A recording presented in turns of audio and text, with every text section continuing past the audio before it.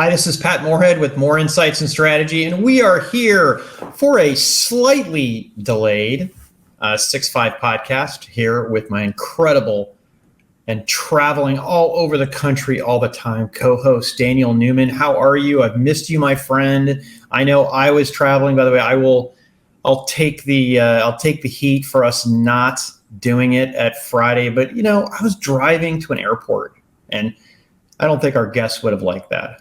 No, it would have been terrible. The sound wouldn't have been good, wouldn't have looked this good. Everyone out there can see I'm in my new fancy pants studio with my new really high resolution Canon mirrorless camera. Little shout out. Not like I got it for free. I paid a boatload for it, but you got to give quality credit. And it was a long weekend and we were both traveling, and it's great to have you back, Pat. And do you mind if I just do like a 30-second diatribe? Sure. Start the show off just for a little fun. Sure, you're scaring me, but yeah, sure, go ahead. No, it's just I just want to talk about Tesla for a minute. So this week I decided to Turo a Tesla for a soccer trip with my daughter to Dallas, and I got like an S model 75D with a small battery. And all I got to say is infrastructure has a long way to go between Austin, Texas, and Dallas. One supercharger. I feel like I spent 4 hours trying to get the car charged so I could actually drive it. Cool, but for all the talk we've got a long way to go, because I think I added like 2.5 hours round trip in drive time, just trying to keep the car charged, Pat. And so while I probably won't write about it, I'm not going to do an op-ed about it. There was a lot of cool stuff. I like the big touch panel, all that stuff in the car was fun. But we really need to do something about this infrastructure if we want to be able to catch up on all this, everybody driving EVs all the time, because plugging in and these trickle chargers that are available everywhere, they take like 2 days to charge the car. So the only ones you can use are the superchargers. And like I said, there was one between Austin and Dallas, and it was in Waco. And by the way, what's up with Waco? I know you got like 3 kids in school there, Pat, but the traffic in that city, you'd think I was driving through New York. It takes like an hour every time I come through. All right, end of diatribe. We got a great show today. I'll give it back to you, Mr. Host. No, I appreciate that, and we should dedicate some special time to talking about it, because there are pros and cons. There are some things about EVs that just that add up for me, and there are things that just don't add up for me, like putting lithium batteries. Where are we going to put all those? Anyway, so if you haven't listened to a 6-5 podcast yet, let me let you know what it's all about. Basically, we do 6 topics, 5 minutes each, sometimes up to 9 minutes each. And we typically don't hit the news because we know you can read that yourself. We usually like to get underneath the news and look for the meaning of it, not as in the meaning of life, but meaning from a business and a tech standpoint. Also, today we will talk about publicly traded companies, and sometimes we even talk about startups that aren't publicly traded. Please don't take what we say as investment advice. This show is for information and educational purposes only. But let's dive in. I'm going to call my own number on this one. Microsoft had its big Surface event. A little background. Microsoft has around 3% of the global PC market, so it's not huge, but it is very respectable.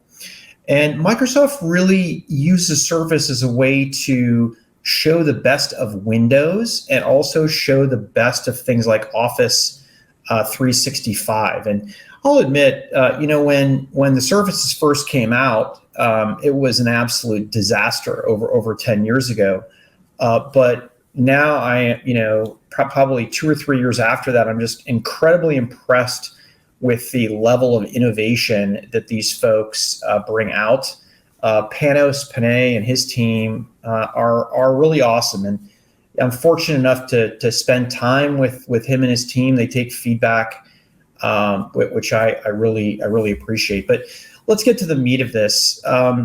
They brought out a bunch of different products. They upgraded some products, but the 2 that I'd like to focus on is the Surface Laptop Studio.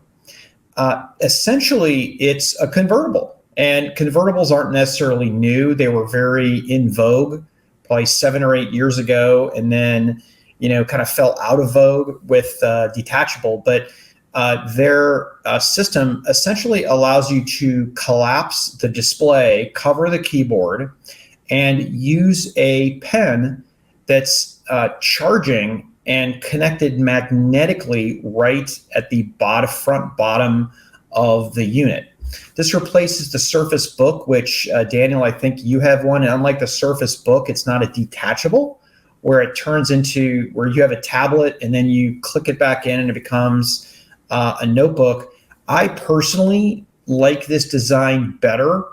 I'm not a huge pen person, but when I am a pen person, using it in slate mode when the display is collapsed on itself does what I need it to do. And one, I would say, competitive note is Microsoft just keeps one step ahead of Apple related to pen.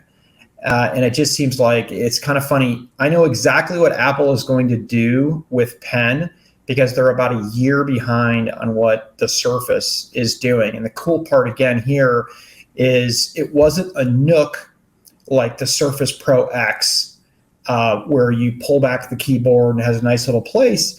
It's even simpler. It magnetically connects, and not one of these magnetically connecting, fall off in your bag pen things, which I'm sure you've experienced before.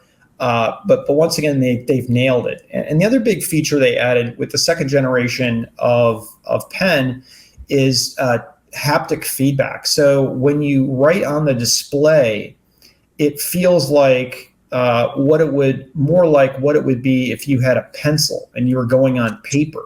You feel the back and the forth. You feel the tension coming off from that, and I think that's going to be a big deal in getting some people who just don't want to be near pen, which I think that was probably me for many years. My handwriting is terrible, so I type most of my notes on things like OneNote. Let me move on to the next innovation, and I'm actually giving you a lot of oxygen in the room here, Daniel. The next version of their smartphone, and as you know, the Duo actually folded out and into an 8.3 inch tablet. And aside from being cool, the concept is pretty simple. You can run multiple Android applications in the Windows. And also for many applications, you can actually span it. So for instance, let's say you have Outlook. You can have your messages over on the left, and then on the right, you actually have the message that you want in focus. Microsoft has optimized all their apps, and also even apps like Instagram and some of the social media apps that are out there. So the biggest improvement they made was the camera. Right, the camera was nothing to write home about, and this is a triple lens camera. I know that Qualcomm had a lot to do with this design, which gives me confidence that the experience will be better. But net, moving innovation forward, doing things that many of the PC makers won't necessarily lean into. Ironically, a lot of the non-Surface PC makers are bringing back tablets. I mean, we saw HP bring one back with a super innovative fold-down camera. So innovation is alive and well.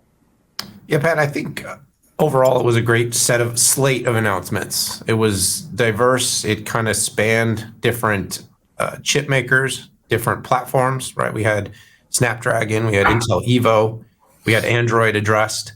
You had different higher power notebooks like in the studio with sort of multi-format, and then you had, of course, your more utilitarian type of devices that people are going to use more every day. As I look through this slate, I continue to be impressed. The 3% market share that you mentioned obviously shows I kind of liken it to like what Google has with Pixel. It's like it's still pretty nascent in terms of the overall market, but people that use it tend to really like it. I use a Surface every day. As you mentioned, I actually have the Book 2, I believe it is, because I do have the detachable. I never detach it. I thought that was super cool. I bought it because of it, never use it. I give credit to like the Lenovo's of the era with the yogas. I think what all these companies are trying to do is they're trying to address the fact that people, the PC is essential, as our good friend, Enrique Laura says at HP, but we all sort of use it a little differently. And I think people are fond of having the ability to make the changes, but I also think there's a marketecture to it. To the point is people are fond of the idea of having multiple ways to use a device, but in the end, we tend to use the device in less ways than we anticipate.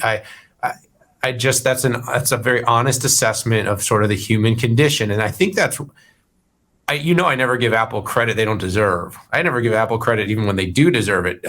But in fairness, I think that's why they've gotten away with not having touch for so long. I think that's why they've gotten away with having a laptop and a tablet and being able to sell them discreetly, is because people don't actually use them as interchangeably as needed. Now, as the software gets better and as the applications get better and the battery life gets more friendly and the OS becomes more intuitive, I think what will happen is these multi-format devices will gain momentum and people will start to really enjoy them. Of all the announcements, Pat, I really like this. I like the Studio, but I'm telling you, what I would use it for is I'd probably use it like a regular laptop 90% of the time, and then 10% of the time I would watch Netflix in studio mode. That's how I would actually use it. So I think everybody out there really needs to look. I mean, Microsoft's lineup is powerful. It's diverse. It's got options galore. The devices are beautiful. They're well crafted. The packaging and presentation that Microsoft has been able to put out there is best of breed. From the moment you open the box, it feels, I'm not going to say Apple-esque, but it just feels like that same sort of unboxing quality that the industry had often lagged. So overall, a good slate of announcements. I know we were both invited to be there for it. Neither of us made it because I was busy trying to charge my Tesla. I couldn't get to New York. I was stuck in a parking lot. I'm just kidding. I couldn't make it for other reasons. And you were in Florida, so at an undisclosed location in the mountains of Florida. But no, it's good announcement, buddy. No, this is good. No, those were great, some great adders, Daniel. Let's do a complete 180 and get into some SaaS marketing. Oracle had its what I think is along the lines of a monthly Oracle Live, which is their platform. They rolled out Larry for this, and anytime they roll out Larry Ellison, it's got to be big, or maybe just because it was right in front of Salesforce's Dreamforce. Yeah, we'll come back to that, won't we? So yeah, last week, early in the week, right ahead of basically the beginning of Dreamforce, Oracle announced some updates to its Oracle Fusion marketing. And as you said, Pat, the company has become extremely disciplined in regular cadence of announcements. And I think that's important when you're addressing a market of SaaS, the agility, the fluidity of the updates. That's what it's all about. When a company is going to make the investment in a platform, they want to make the investment in a platform that they know is going to continuously be updated, changed, modified, and usable. So this update to Fusion Marketing, which is part of their advertising and CX platform, was really all about improving the ability for companies to generate leads and move deals, which if you're an enterprise, this is important. I mean, selling, right? So as you said, it's a little different than a consumer launch, but it was important. And Larry did show up. What I take away from this is essentially, the company is really upping its game. It's upping its consistency. It's delivering a more comprehensive slate of tools and solutions to address the complexity of marketing stack. You and I had the chance to get pre-briefed. I think we had a very interesting interaction with the product team. We pressed, because obviously if you've ever looked at a diagram of the marketing stack, it feels like infinite number of tools across every part, whether that's social integration, data visualization. Of course, you've got the lead generation component of it. You've got AI and ML. You've got real-time experience capturing in data. And then, of course, you have CRM and legacy systems of record data. And then, you have the choice. Are you building full stack, which is really, are you going with one company and you're kind of doing a top to bottom marketing offering, or are you looking at bringing together best of breed? And so we were sort of challenging all those different things. And what I really took away, Pat, is that Oracle's new launch is about having a solution that marketing in any organization, enterprise, B2B, B2C, B2B2C, different go-to-market approaches, can utilize the top to bottom Oracle stack to deliver its marketing needs. Concurrently, though, we pressed on the other end is, what about companies that have investments in other platforms? Is Oracle being built and designed to be able to be integrated with those other platforms? And it turns out that the company is really doing a good job of kind of walking that line of being able to address both things. The updates for this really focused on automation, the ability to create campaigns, streamline the execution, working really across marketing, advertising, and sales. Which, by the way, these three groups have to work together symbiotically, but tools and technologies don't always actually enable that. The other thing is AI. We want to and need to hear more. And so this is something that, is being baked in, is more AI intelligence, in improvements in the integration with CRM platforms. And by the way, that could be Oracle CRM platform, and that could be other CRM platform. But, my take on the whole thing was it was a step forward. This wasn't what I would call a blow your mind set of announcements. It was an improvement that is meeting real needs of companies' everyday business, which is generating more business, more leads, more opportunities, and implementing the technology required to do that. Like I said, the only other thing I mentioned, Pat, and I've mentioned it one more time, is I believe it's genuinely important that companies are building stacks that can be horizontal, vertical, and that are open-minded to the technical debt that companies have in terms of investments in other stacks, tools, data, to be able to integrate it and get the most use out of it possible. Like I said, I think we'll probably have this as a 6.5 topic once every couple of months, because it seems like that's the fluid nature of how Oracle's making announcements, but they're making little improvements each and every month to the platform. This time it was about CX and advertising. And like I said, a good set of announcements to help companies deliver better, generate more leads, and hopefully more sales.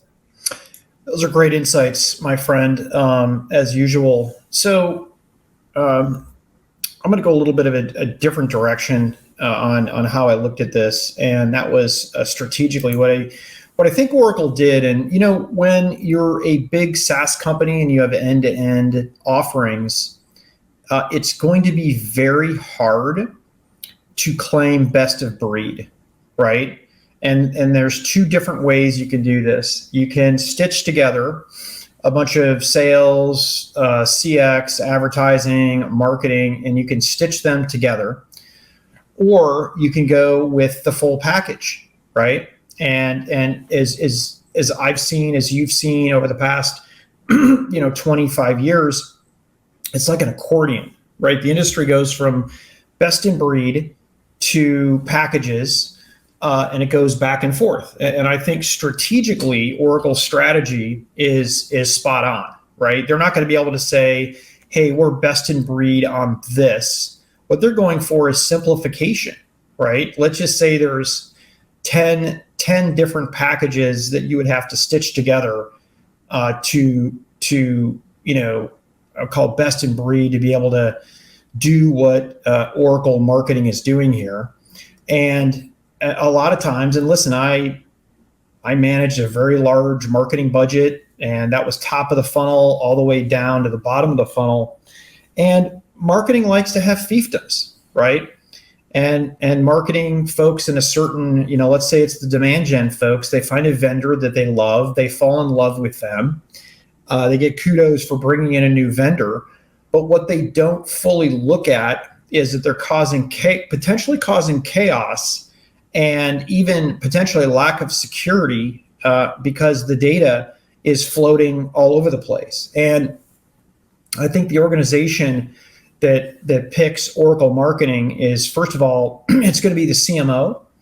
It's not going to be the person, the marketing person at the bottom of the funnel or the marketing person at the top of the funnel. It's going to be listen, it is too complex. You're using 10% of the features that, from these quote unquote best in breed stitched together.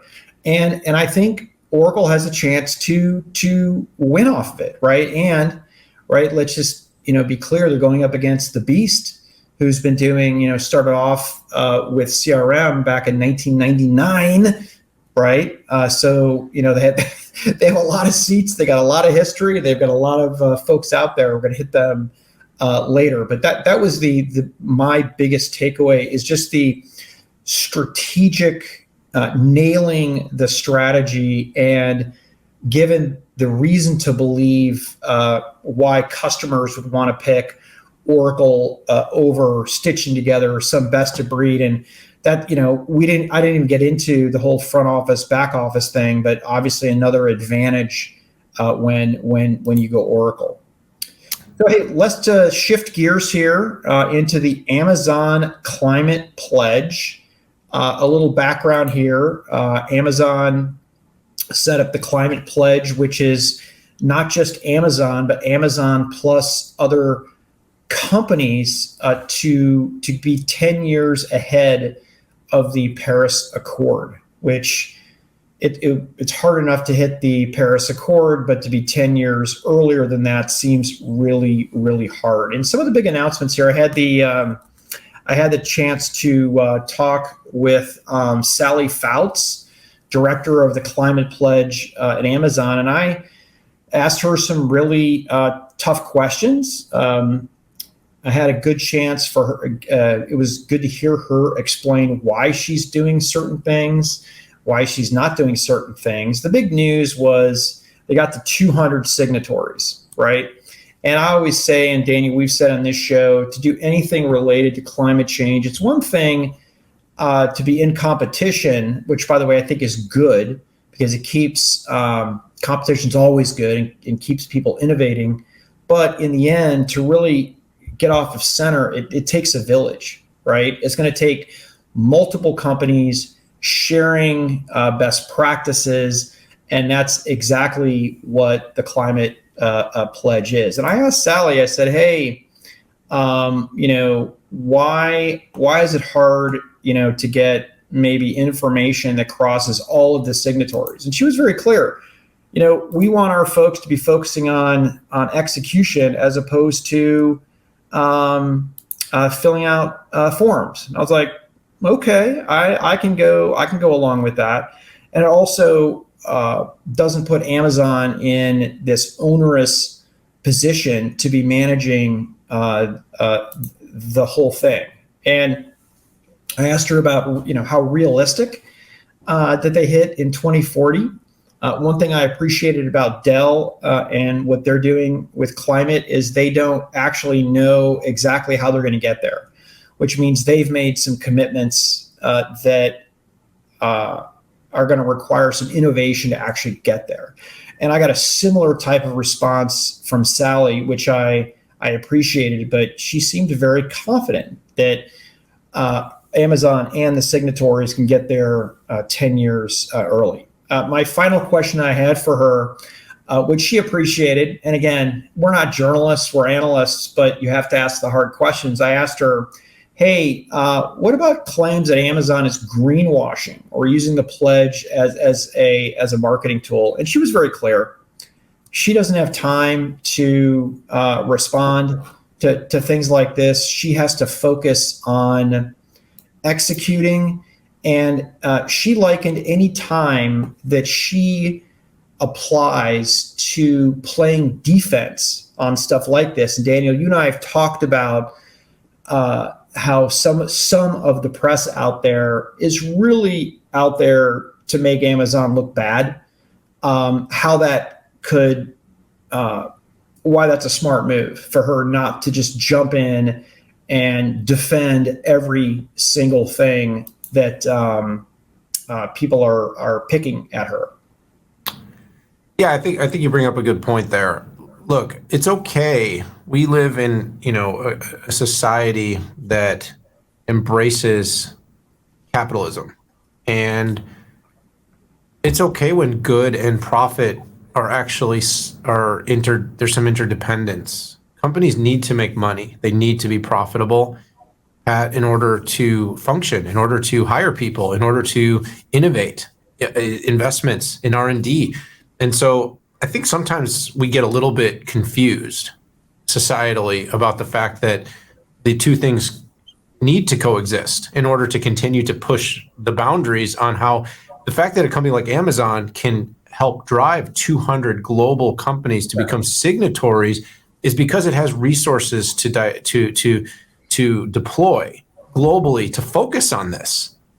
We need enterprise. We need enterprise to solve a lot of our most complex challenges. People want to pick on the billionaires doing space travel. And yeah, there's something sometimes ironic about some of this stuff. But if you look at our next wave of space travel, it's going to be driven by innovative thinking, companies and billionaires that have the time to put into this. It's not just about getting to space first. That's the smallest thing. It's about leaving a legacy, leaving the world better than we came into it. And I think that's part of what a lot of this is about. So we want to accuse of greenwashing and posturing. I love that you asked that question, Pat. I think that's a great topic. I think if companies can do good for the world and for society and concurrently make the profits required to be able to continue to invest and do more good for society, I am all for it. This particular announcement, Pat, by the way, had some really, really impressive names behind it. Companies, by the way, that you and I talk about here. We had HP joined, one of my favorite, by the way, coffee little machines, Nespresso joined. We saw Procter & Gamble. If you don't know who Procter & Gamble are, you probably use some of their products because it's, you use Gillette razor blades, because I actually think I need to right now. So I mean, it's a great announcement. I have been very bullish on the large enterprises' investments in sustainability and ESG. I'm glad to see they're doing it. I'm glad to see they're putting their dollars behind something positive. And I hope that the world can grow to appreciate these investments, because largely we need these corporate and government partnerships to be able to take us into the future. By the way, Pat, as a segue to the next topic, another name that found its way onto the sheet as part of the Climate Pledge was Salesforce. Yeah, so let's dive in there. So Salesforce had its annual meeting called Dreamforce, and Daniel, I know you were hot to trot and get out there, but they had canceled their analyst program. But I think they had about 1,000 real live people in San Francisco. But for most people, it was a virtual conference. So Daniel, what were the highlights? Did we hear anything about any new products, or was it just kind of a Benioff love fest? It was a really interesting week for Salesforce. I'm going to touch on Dreamforce. I'm going to touch on some things that happened around Salesforce Dreamforce. Salesforce has been sort of amping up to Salesforce for the better part of a month. So over the last, from September 1st to September 16th, the company put out 5 different sets of announcements around new products and innovations. Now, of course, as we heard with Oracle, SaaS is just a little different than hardware. When you're launching hardware, the way it gets launched, it seems to be so much different. But when you have like a platform, like a CRM, and you launch some new services and availabilities and products, it doesn't tend to quite land the same way as like, hey, we got a new line of Surface Books, or hey, we got this new mountain of servers that we're going to show everybody. So they basically made updates to their Sales Cloud. They completely relaunched the Tableau platform for enterprise use.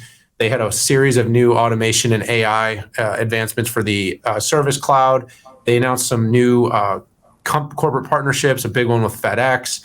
You had an AI-based engagement scoring tool that it announced for Marketing Cloud, which is similar to some of the stuff we talked about with the Oracle Fusion updates. And then they had a new RPA announcements and some updates to Einstein, which, as you know, I got sort of to the point where I was like, what happened to Einstein? Because, it was such a big thing. And then it went quiet. It felt like Einstein and Watson had left the ship somewhere and they were swimming in the Atlantic and we're waiting for them to come back to shore. Well, Einstein seems to be coming back. And, I think what we're learning really about AI is it's not really a product itself. It's a service that needs to be layered into all the other products and services in a way that adds meaning, improves outcomes, and is, leveraged to let us do more with all this data. I read a really interesting quote earlier, Pat, I think the CEO of data analytics at Capgemini, but he was kind of talking about data is not oil, because the difference between data is that data is infinite. So it's different, whereas oil is obviously a limited resource. Data is not. But AI and ML are the requirement to make that unlimited resource be able to extract the greatest amount of value. So that was the announcement. I think, a couple of things I want to just touch on is you mentioned the 1,000 people. They canceled the analyst summit, but from a safety reason standpoint, what I did like was they did push on with doing any element of a live event, Pat, because I think you and I both agree, no matter what your stance is on Salesforce, you and I both agree that getting back to live is important. So pushing that boundary, getting people in person, even if it's a small group, is still a nice sign to society that, hey, we need to keep moving forward. The company used its health cloud. It did, he talked about 10,000 Q-tips, which were the self-taken COVID tests to be able to allow people to get on site. So 10,000 tests to get 1,000 people on site, but it also meant 199,000 normal attendees, because it's normally almost 200,000 people, huge event. We're not able to attend live. Now, Pat, we talked about Salesforce Plus here on the show. As you noted, Salesforce Plus was kind of kicked into full gear for Dreamforce, timely, to be able to basically have these on-demand channels, right? So if you recall, Salesforce Plus is kind of the Apple Plus of Salesforce's content engine. We were debating, will this work? Will this not work? Well, in this particular case, it worked in terms of a way to get content to all these people. Now, the question is between Dreamforces, between large events, will people use these channels to capture and engage with content? That's going to be something to keep our eyes on. Last two notes of the week. The show, the big tech topic, Pat, was all about, Slack first. So I believe Benioff is calling it a digital headquarters. I've been calling this with Teams and with Slack. I've been talking about being the operating system for work in the future in a hybrid environment. This was so in focus all week. So many meetings, so many briefings, so many conversations, all about Slack and how it's going to integrate to make work different. And the last thing, by the way, is the company did quietly come out, not that quietly, and basically did raise its guidance for both of the next 2 years. And the stock went up 7% in one day, which for Salesforce is pretty crazy. This is not a stock that tends to move that way. But during its Dreamforce week, Benioff and the team came out, raised its guidance both of the next 2 years, basically pushing optimism, the goals that Benioff had set to double the revenue. They will be pushing $32 billion in revenue by the end of 2023 if they hit their goal. And this optimism was met with a very positive response from the street. So, it wasn't a launch event by any means. It was a very interesting sort of tame event amidst this chaotic period of hybrid. But my biggest and most positive thing, Pat, it was good to get back in person, even if I wasn't there. Yeah, I was pretty surprised that, Benioff and Salesforce are a pretty woke company. And for them to actually in San Francisco do a live event was really shocking for me, and I give them credit for that. I might be hard on Salesforce, but I will always give a company credit where credit is due. And listen, their financial architecture as well. You can't question the results, right? I might debate on organic versus acquisition, but the fact is they just keep driving the revenue. There is something special that's there from an integration standpoint. And I'll stick to my guns. They do have some strategic challenges that continue. The plus side with what they're doing on Slack is they get access to the core data. And that's really what all of this is about. You look at Microsoft, you look at Google, you look at Slackforce, plus Chime. I mean, it's all about the data and some base capabilities that at some point, of something that is a product like Zoom and video over time likely turns into an non-differentiated feature, right? And that's actually good for Salesforce, right? When chat actually becomes non-differentiated and becomes a feature. And they bought the high-flying company that was in chat, and it is a core glue that goes across everything. Now, they're going to have to find a solution for productivity. I mean, Quip is not it. I don't think I've ever met a single person who ever used Quip that didn't work at Salesforce. And you look at how many years Google has tried with basic personal productivity. And the only time they started seeing super rapid success in the enterprise is when they did full front and back file efficacy with Microsoft, right? Daniel, I always use hey, your board of directors presentation editing, is it going to be in PowerPoint or is it going to be in something else? And literally 99 times out of 100, and I'm only saying 99 and not 100, is PowerPoint, right? And again, that's just more data to be able to get access to and understand. That is an advantage that Microsoft and Google has. And I think as long as Microsoft and Google are building up their enterprise SaaS products to get in, competition with Salesforce, it's going to be one of these kind of long-term challenges for the company. But listen, Salesforce is doing great. Their financial architecture is I can't, who can complain, right? They keep knocking it out of the park. But anyways, let's move to the next topic here. Thank you, Daniel. Dell had their technologies. Dell Technologies had their investor day, and it's so funny when I follow Dell so closely that a lot of this is super just review for me. So I really focused on what were some of the new things that came out. But let me first say, Dell post VMware spin, and Michael was very clear on this, is all about the hybrid cloud. And Daniel, ever since our businesses have formed, we have both been talking about the hybrid cloud. My talk track is always that, hey, I nailed the hybrid cloud 10 years ago. I just picked the first wrong horse to ride, which was OpenStack. But the fact is that we have $1 trillion spend out there in enterprise IT. 90+% of it is on-prem, and that includes PCs.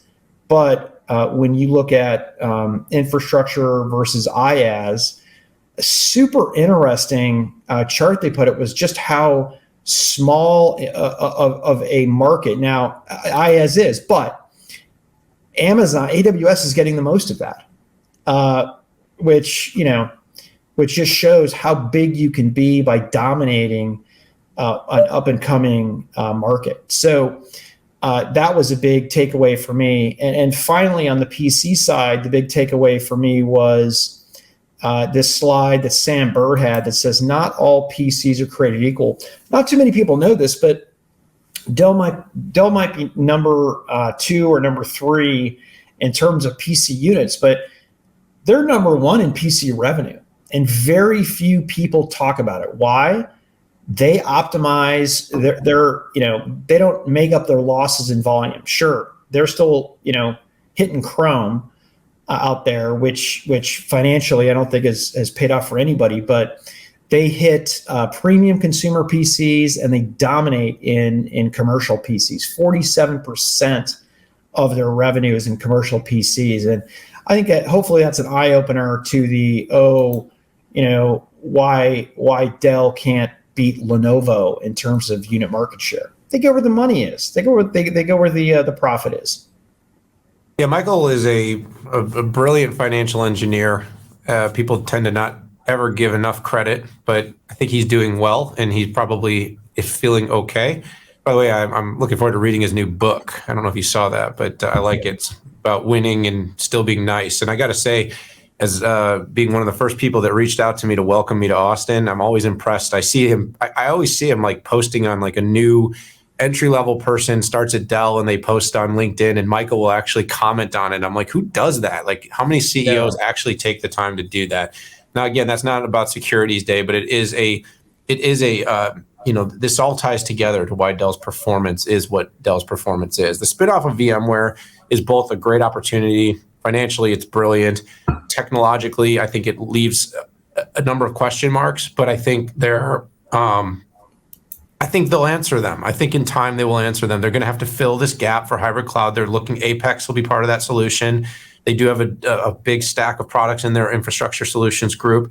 They'll need to highlight more because VMware's been kind of a beacon of consistency in its infrastructure business, growing 8, 9, 10, 11% every single quarter. And over the last 2 years with COVID, the ISG business hasn't grown as quickly. That to say, it's still a $48 billion, $33 billion business, and the client business is 48. You're talking about $80 billion in revenue in fiscal year 21. You're talking about a company that over the last 5 years has gained market in commercial PCs, in servers, in hyper-converged infrastructure, a very diverse portfolio. And Pat, only because we only have a few minutes, I'll just say the other thing that was really interesting on Securities Day was the company, one, it's going to reinvest profits from this spinoff. It's talking about spending about $5 billion in share repurchases, and that's because it doesn't believe its stock is valued appropriately. If you look at the market cap, I don't think it is. The second thing is they announced that they're going to instill a dividend, which will create more value for investors, which, and by the way, I believe this deal puts them back into investment grade, which is something that Michael's been trying to do ever since the EMC deal, which obviously created a lot of debt for the company. And that seems to be something that will be in the rear view. So it ends up being a very brilliant deal. The company's doing well. It's in the right spaces.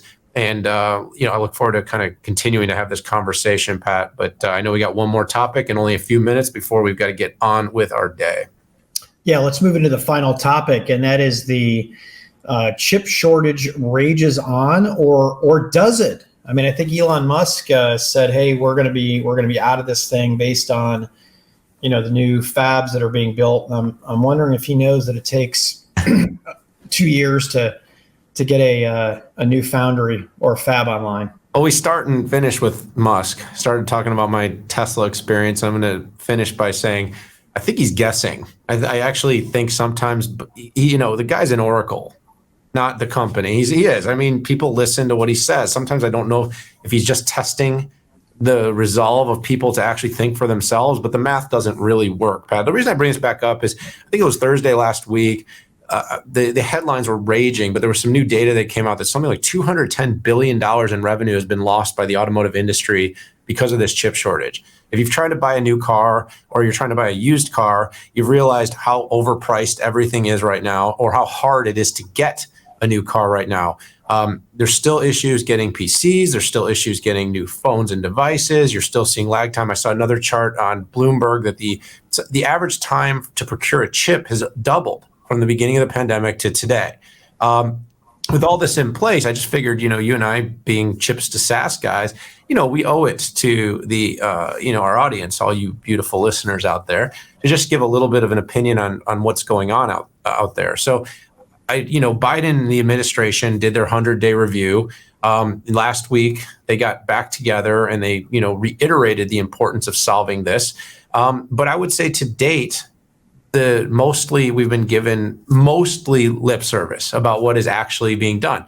Now, what we are starting to hear from is real companies. We're hearing Pat Gelsinger and Intel talking about multiple, multi-billion-dollar investments to build new fabs. But anyone that knows about this, Pat, and you better than me, knows that this is not we're going to have a fab spun up next year. This is going to take many, many years to complete these fabs, to start getting to a point where we're going to have a real expansion in capacity.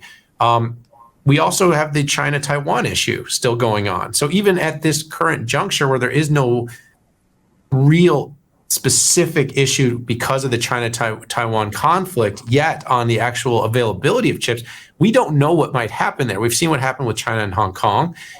It's certainly with Taiwan in such close proximity. And I believe we're down to, I think it's like 9% of chip production is here in the US, Pat. I'm, someone can check my fact there, but I think we're down from it was like 30 in 1990% of our manufacturing of chips was here. So we were always offshoring a lot, but we've offshored tons at this point. And now we're basically, in a situation where if something was to happen in Taiwan and with all these fabless, we would have a huge problem, a huge backup. I'd love to get you 2 minutes to weigh in because I know we got to wrap this baby up. Yeah, it's interesting how naive some people are on this topic, and it's a little frustrating because I think if you don't understand the problem, it's going to be really hard for you to solve the problem. And here I'll just leave one thing. People say, "Hey, just redesign this one part to go into a different process." What people don't understand is that takes millions of dollars and multiple people. You can't just take a part that was targeted for 28 nanometer and target it for 14 or target it for 10. It takes time to quote unquote shrink a design. And based on my chip experience, you always break something. So this is the latest misnomer and misunderstanding piece where it says, hey, we're not going to buy, a 28 nanometer part for a brake sensor can just be magically, put into 10 nanometer. It just doesn't work like that. So I'm optimistic. I'll tell you what I'm afraid of the most, and that's China making a play on Taiwan. That just doesn't get enough play. And I think that's the biggest risk that we have here. And let's not forget, the stimulus checks drove demand. COVID drove demand for these products. And in a way, we